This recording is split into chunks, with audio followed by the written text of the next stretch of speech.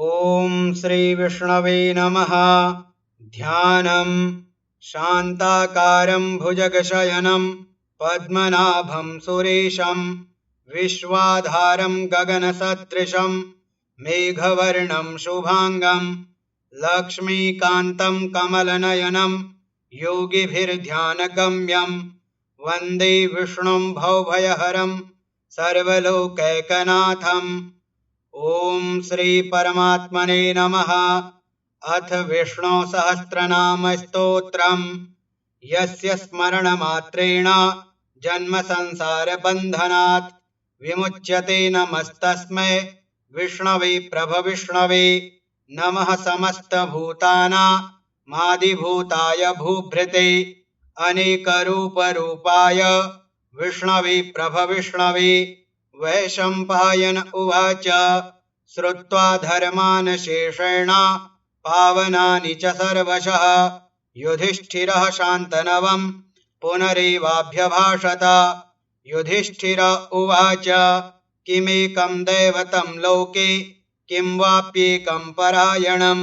स्तुवन्तः कं कमर्चन्तः प्राप्नुयुर्मानवाः शुभम्। को धर्मः सर्वधर्माणां भवतः परमो मतः किं जपन्मुच्यते जन्तुर्जन्म संसार बन्धनात्। भीष्म उवाच जगत्प्रभुं देवदेव मनन्तं पुरुषोत्तमं स्तुवन्नाम सहस्रेण पुरुषः सततोत्थितः तमेव चार्चयन् नित्यं भक्त्या पुरुषमव्ययं ध्यायन् स्तुवन्नमस्यंश्च यजमानस्तमेव च। अनादिनिधनं विष्णुं सर्वलोकमहेश्वरं लोकाध्यक्षं स्तुवन्नित्यं सर्वदुःखातिगो भवेत्। ब्रह्मण्यं सर्वधर्मज्ञं लोकानां कीर्तिवर्धनं लोकनाथं महद्भूतं सर्वभूतभवोद्भवम्। एष मे सर्वधर्माणां धर्मोऽधिकतमो मतः यद्भक्त्या पुण्डरीकाक्षं स्तवैरर्चेन्नरः सदा। परमं यो महत्तेजः परमं यो महत्तपः परमं यो महद्ब्रह्म परमं यः परायणं पवित्राणां पवित्रं यो मङ्गलानां च मङ्गलं दैवतं देवतानां च भूतानां यो व्ययः पिता यतः सर्वाणि भूतानि भवन्त्यादियुगागमे यस्मिंश्च प्रलयं यान्ति पुनरेव युगक्षये। तस्य लोकप्रधानस्य जगन्नाथस्य भूपते विष्णोर्नाम सहस्रं मे शृणु पापभयापहम्। यानि नामानि गौणानि विख्यातानि महात्मनः ऋषिभिः परिगीतानि तानि वक्ष्यामि भूतये। ॐ विश्वं विष्णुर्वषट्कारो भूतभव्यभवत्प्रभुः भूतकृद्भूतभृद्भावो भूतात्मा भूतभावनः भूतात्मा परमात्मा च मुक्तानां परमा गतिः अव्ययः पुरुषः साक्षी क्षेत्रज्ञोऽक्षर एव च। योगो योगविदां नेता प्रधानपुरुषेश्वरः नारसिंहवपुः श्रीमान् केशवः पुरुषोत्तमः सर्वः शर्वः शिवस्थाणुर्भूतादिर्निधिरव्ययः सम्भवो भावनो भर्ता प्रभवः प्रभुरीश्वरः स्वयंभूः शम्भुरादित्यः पुष्कराक्षो महास्वनः अनादिनिधनो धाता विधाता धातुरुत्तमः अप्रमेयो हृषीकेशः पद्मनाभोऽमरप्रभुः विश्वकर्मा मनुस्त्वष्टा स्थविष्ठः स्थविरो ध्रुवः अग्राह्यः शाश्वतः कृष्णो लोहिताक्षः प्रतर्दनः प्रभूतस्त्रीककुब्धाम पवित्रं मङ्गलं परम् ईशानः प्राणदः प्राणो ज्येष्ठः श्रेष्ठः प्रजापतिः हिरण्यगर्भो भूगर्भो माधवो मधुसूदनः ईश्वरो विक्रमी धन्वी मेधावी विक्रमः क्रमः अनुत्तमो दुराधर्षः कृतज्ञः कृतिरात्मवान् सुरेशः शरणं शर्मा विश्वरेताः प्रजाभवः अह संवत्सरो व्यालः प्रत्ययः सर्वदर्शनः अजः सर्वेश्वरः सिद्धः सिद्धिः सर्वादिरच्युतः वृषाकपिरमेयात्मा सर्वयोगविनिःसृतः वसुर्वसुमनाः सत्यः समात्मा संमितः समः अमोघः पुण्डरीकाक्षो वृषकर्मा वृषाकृतिः रुद्रो बहुशिरा बभ्रुर्विश्वयोनिः शुचिस्रवाः अमृतः शाश्वतः स्थाणुर्वरारोहो महातपाः सर्वगः सर्वविद्भानुर्विश्वक्सेनो जनार्दनः वेदो वेदविदव्यङ्गो वेदाङ्गो वेदवित्कविः लोकाध्यक्षः सुराध्यक्षो धर्माध्यक्षः कृताकृतः चतुरात्मा चतुर्व्यूहश्चतुर्दंष्ट्रश्चतुर्भुजः भ्राजिष्णुर्भोजनं भोक्ता सहिष्णुर्जगदाधिजः अनघो विजयो जेता विश्वयोनिः पुनर्वसुः उपेन्द्रो वामनः प्रांशो रमोघः शुचिरोर्जितः अतीन्द्रः संग्रहः सर्गो धृतात्मा नियमो यमः वेद्यो वैद्यः सदा योगी वीरः माधवो मधुः अतीन्द्रियो महामायो महोत्साहो महाबलः महाबुद्धिर्महावीर्यो महाशक्तिर्महाद्युतिः अनिर्देश्य वपुः श्रीमान् मेयात्मा महादृधृक् महेश्वासो महीभर्ता श्रीनिवासः सतां गतिः अनिरुद्धः सुरानन्दो गोविन्दो गोविदाम्पतिः मरीचिर्दमनो हंसः सुपर्णो भुजगोत्तमः हिरण्यनाभः सुतपाः पद्मनाभः प्रजापतिः अमृत्युः सर्वदृक्सिंहः सन्धाता सन्धिमानस्थिरः अजो दुर्मर्षणः शास्ता विश्रुतात्मा सुरारिः गुरुर्गुरुतमो धाम सत्यः सत्यपराक्रमः निमिषो निमिषः स्त्रग्वी वाचस्पतिरुदारथिः अग्रणिर्ग्रामणिः श्रीमान् न्यायो नेता समीरणः सहस्रमूर्धा विश्वात्मा सहस्राक्षः सहस्रपात् आवर्तनो निवृत्तात्मा संवृतः संप्रमर्दनः अह संवर्तको वहनी रनिलो धरणीधरः सुप्रसादः प्रसन्नात्मा विश्वधृग्विश्वभुग्विभुः सत्कर्ता सत्कृतः साधुर्जहन्नुर्नारायणो नरः असंख्येयो प्रमेयात्मा विशिष्टः शिष्टकृच्छुचिः सिद्धार्थः सिद्धसंकल्पः सिद्धिदः सिद्धिसाधनः वृषा हि वृषभो विष्णुर्वृषपर्वा वृषोदरः वर्धनो वर्धमानश्च विविक्तः श्रुतिसागरः सुभुजो दुर्धरो वाग्मी महीन्द्रो वसुदो वसुः नैकरूपो बृहद्रूपः शिपिविष्टः प्रकाशनः ओजस्तेजोद्युतिधरः प्रकाशात्मा प्रतापनः ऋद्धः स्पष्टाक्षरो मन्त्रश्चन्द्रांशुर्भास्करद्युतिः अमृतांशुद्भवो भानुः शशबिन्दुः सुरेश्वरः औषधं जगतः सेतुः सत्यधर्मपराक्रमः भूतभव्यभवन्नाथः पवनः पावनो नलः कामः कामकृत्कान्तः कामः कामप्रदः प्रभुः युगादिकृद्युगावर्तो नैकमायो महाशनः अदृश्यो व्यक्तरूपश्च सहस्रजिदनन्दजित् इष्टो विशिष्टः शिष्टेष्टः शिखण्डी नहुषो वृषः क्रोधः क्रोधकृत्कर्ता विश्वबाहुरमहीधरः अच्युतः प्रथितः प्राणः प्राणदो वासवानुजः अपां निधिरधिष्ठानमप्रमत्तः प्रतिष्ठितः स्कन्दः स्कन्दधरो धुर्यो वरदो वायुवाहनः वासुदेवो बृहद्भानो रादिदेवः पुरन्दरः अशोकस्तारणस्तारः शूरः शौरिर्जनेश्वरः अनुकूलः शतावर्तः पद्मी पद्मनिभीक्षणः पद्मनाभोरविन्दाक्षः पद्मगर्भः शरीरभित् महर्धिर्ऋद्धो वृद्धात्मा महाक्षो गरुडध्वजः अतुलः शरभो भीमः समयज्ञो हविर्हरिः सर्वलक्षणलक्षण्यो लक्ष्मीवान् समितिञ्जयः विक्षरो रोहितो मार्गो हेतुर्दामोदरः सः महीधरो महाभागो वेगवान् मिताशनः उद्भवः शोभणो देवः श्रीगर्भः परमेश्वरः करणं कारणं कर्ता विकर्ता गहनो गुहा व्यवसायो व्यवस्थानः संस्थानः स्थानदो ध्रुवः परर्धिः परमस्पष्टः तुष्टः पुष्टः शुभीक्षणः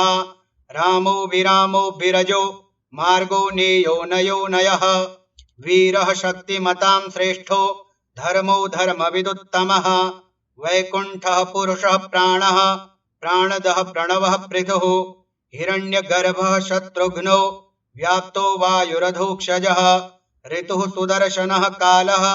परमेष्ठी परिग्रहः उग्रः संवत्सरो दक्षो विश्रामो विश्वदक्षिणः विस्तारः स्थावरस्थाणुः प्रमाणं बीजमव्ययम् अर्थोऽनर्थो महाकोशो महाभोगो महाधनः अनिर्विण्णः स्थविष्टो भूर्धर्मयूपो महामखः नक्षत्रनेमिर्नक्षत्रे शमः श्यामः समीहनः यज्ञ इज्यो महेज्यश्च क्रतुः सत्रं सतां गतिः सर्वदर्शी विमुक्तात्मा सर्वज्ञो ज्ञानमुत्तमम् सुब्रतः सुमुखः सूक्ष्मः सुघोषः सुखदः सुहृत् मनोहरो जितक्रोधो वीरबाहुरविदारणः स्वापनः स्ववशो व्यापी नैकात्मा नैककर्मकृत् वत्सरो वत्सलो वत्सी रत्नगर्भो धनेश्वरः धर्मकृद्धर्मी सदसत्क्षरमक्षरम् अविज्ञाता सहस्रांशुर्विधाता कृतलक्षणः गभस्तिनेमिः सत्त्वस्थः सिंहो भूतमहेश्वरः आदिदेवो महादेवो देवेशो देवभृद्गुरुः उत्तरो गोपतिर्गोप्ता ज्ञानगम्यः पुरातनः शरीरभूतभृद्भोक्ता कपीन्द्रो भूरि दक्षिणः सोमपोमृतपः सोमः पुरुजित्पुरुषोत्तमः विनयो जयः सत्यसन्धो दाशार्हः सात्वतां पतिः जीवो विनयिता साक्षी मुकुन्दो मितविक्रमः अम्भोनिधिरनन्तात्मा महोदधिशयोऽन्तकः अजो महार्हः स्वाभाव्यो जितामित्रः प्रमोदनः आनन्दो नन्दनो नन्दः सत्यधर्मा त्रिविक्रमः महर्षिः कपिलाचार्यः कृतज्ञो मेदिनीपतिः त्रिपदस्त्रिदशाध्यक्षो महाशृङ्गः कृतान्तकृत् महावराहो गोविन्दः सुषेणः कनकाङ्गदे गुह्यो गभीरो गहनो गुप्तश्चक्रगदाधरः वेदाः स्वाङ्गोजितः कृष्णो दृढः शङ्कर्षणोच्युतः वरुणो वारुणो वृक्षः पुष्कराक्षो महामनाः भगवान् भगहानन्दे वनमाली हलायुधः आदित्यो ज्योतिरादित्यः सहिष्णुर्गतिसत्तमः सुधन्वाखण्डपरशुर्दारुणो द्रविणप्रदः दिविस्पृक् सर्वदृग्व्यासो वाचस्पतिरयो निजः त्रिसामासामगः साम निर्वाणं भेषजं भिषक् सन्न्यासकृच्छमः शान्तो निष्ठा शान्तिः परायणम् शुभाङ्गः शान्तिदः स्रष्टा कुमुदः कुवलेशयः गोहितो गोपतिर्गोप्ता वृषभाक्षो वृषप्रियः अनिवर्ते निवृत्तात्मा संक्षेप्ताशेमकृच्छिवः श्रीवत्सवक्षाः श्रीवासः श्रीपतिः श्रीमताम्बरः श्रीदः श्रीशः श्रीनिवासः श्रीनिधिः श्रीविभावनः श्रीधरः श्रीकरः श्रेयः श्रीमान् लोकत्रयाश्रयः स्वक्षः स्वङ्गः शतानन्दो नन्दिर्ज्योतिर्गणेश्वरः विजितात्मा विधेयात्मा सत्कीर्तिश्छिन्न संशयः उदीर्णः सर्वतश्चक्षु रनीशः शाश्वतस्थिरः भूषयो भूषणो भूतिर्विशोकः शोकनाशनः अर्चिस्मानर्चितः कुम्भो विशुद्धात्मा विशोधनः अनिरुद्धो प्रतिरथः प्रद्युम्नो मितविक्रमः कालनेमिनिहावीरः शौरिः शूरजनेश्वरः त्रिलोकात्मा त्रिलोकेशः केशवः केशिहा हरिः कामदेवः कामपालः कामी कान्तः कृतागमः अनिर्देश्य वपुर्विष्णुर्वीरोऽनन्तो धनञ्जयः ब्रह्मण्यो ब्रह्मकृद् ब्रह्म विवर्धनः ब्रह्मविद् ब्राह्मणो ब्रह्मी ब्रह्मज्ञो ब्राह्मणप्रियः महाक्रमो महाकर्मा महातेजा महोरगः महाक्रतुर्महायज्वा महायज्ञो महाहविः स्तव्यः स्तवप्रियः स्तोत्रम् स्तुतिः स्तोतारणप्रियः पूर्णः पूरयिता पुण्यः पुण्यकीर्तिरनामयः मनोजवस्तीर्थकरो वसुरेता वसुप्रदः वसुप्रदो वासुदेवो वसुर्वसुमना हविः सद्गतिः सत्कृतिः सत्ता सद्भूतिः सत्परायणः शूरसेनो यदुश्रेष्ठः सन्निवासः सुयामुनः भूतावासो वासुदेवः सर्वासु निलयो नलः दर्पः दर्पदो दृप्तो दुर्धरोऽथा पराजितः विश्वमूर्तिर्महामूर्तिर्दीप्तमूर्तिरमूर्तिमान् अनेकमूर्तिरव्यक्तः शतमूर्तिः शताननः एको नैकः सवः कः किं यत्तत्पदमनुत्तमम् लोकबन्धुर्लोकनाथो माधवो भक्तवत्सलः सुवर्णवर्णो हेमाङ्गो वराङ्गश्चन्दनाङ्गदी वीरः विषमः शून्यो घृताशीरचलश्चलः अमानी मानदो मान्यो लोकस्वामी त्रिलोकधृक् सुमेधा मेधजो धन्यः सत्यमेधाधराधरः तेजो वृषोद्युतिधरः सर्वशस्त्रभृताम्बरः प्रग्रहो निग्रहो व्यग्रो नैकशृङ्गो गदाग्रजः चतुर्मूर्तिश्चतुर्बाहुश्चतुर्व्यूहश्चतुर्गतिः चतुरात्मा चतुर्भावश्चतुर्वेदविदेकपात् समावर्तो निवृत्तात्मा दुर्जयो दुरतिक्रमः दुर्लभो दुर्गमो दुर्गो दुरावासो दुरारिहा शुभांगो लोकसारंगः सुतन्तुस्तन्तुवर्धनः इंद्रकर्मा महाकर्मा कृतकर्मा कृतागमः उद्भवः सुन्दरः सुन्दो रत्ननाभः सुलोचनः अर्को वाजसनः शृंगे जयन्तः सर्वविजयी सुवर्णबिन्दुरक्षोभ्यः सर्ववागीश्वरेश्वरः महाह्रदो महागर्तो महाभूतो महानिधिः कुमुदः कुन्दरः कुन्दः पर्जन्यः पावनो नीलः अमृताशोऽमृतवपुः सर्वज्ञः सर्वतोमुखः सुलभः सुव्रतः सिद्धः शत्रुजिच्छत्रुतापनः न्यग्रोधोदुम्बरोऽश्वत्थश्चाणूरान्ध्रनिषूदनः सहस्रार्चिः सप्तजिह्वः सप्तैधाः सप्तवाहनः अमूर्तिरनघोचिन्त्यो भयकृद्भयनाशनः अणुर्बृहत्कृशः स्थूलो गुणभृन्निर्गुणो महान् अधृतः स्वधृतः स्वास्यः प्राग्वंशो वंशवर्धनः भारभृत्कथितो योगी योगीशः सर्वकामदः आश्रमः श्रमणः श्यामः सुपर्णो वायुवाहनः धनुर्धरो धनुर्वेदो दण्डो दमयितादमः अपराजितः सर्वसहो नियन्ता नियमो यमः सत्त्ववान् सात्विकः सत्यः सत्यधर्मपरायणः अभिप्रायः प्रियार्होर्ह प्रियकृत्प्रीतिवर्धनः विहाय सगतिर्ज्योतिः सुरुचिरहुतभुग्विभुः रविर्विरोचनः सूर्यः सविता रविलोचनः अनन्तो हुतभुग्भोक्ता सुखदो नैकजोग्रयः अनिर्विण्णः सदा मर्षि लोकाधिष्ठानमद्भुतः सनात् सनातनतमः कपिलः कपिरप्ययः स्वस्तिदः स्वस्तिकृत् स्वस्ति स्वस्तिभुक् स्वस्ति दक्षिणः अरौद्रः कुण्डली चक्रे विक्रम्योर्जितशासनः शब्दातिगः शब्दसः शिशिरः सर्वरीकरः अक्रूरः पेशलो दक्षो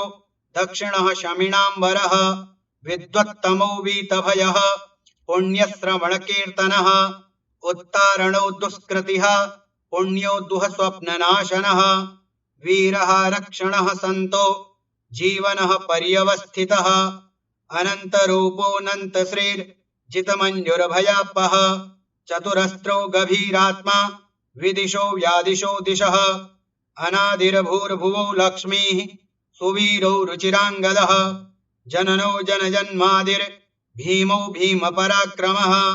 आधारनिलयो धाता पुष्पहासः प्रजागरः ऊर्ध्वगः सत्पथाचारः प्राणदः प्रणवः पणः प्रमाणं प्राणनिलयः प्राणभृत् प्राणजीवनः तत्त्वं तत्त्वविदेकात्मा जन्म मृत्युजरातिगः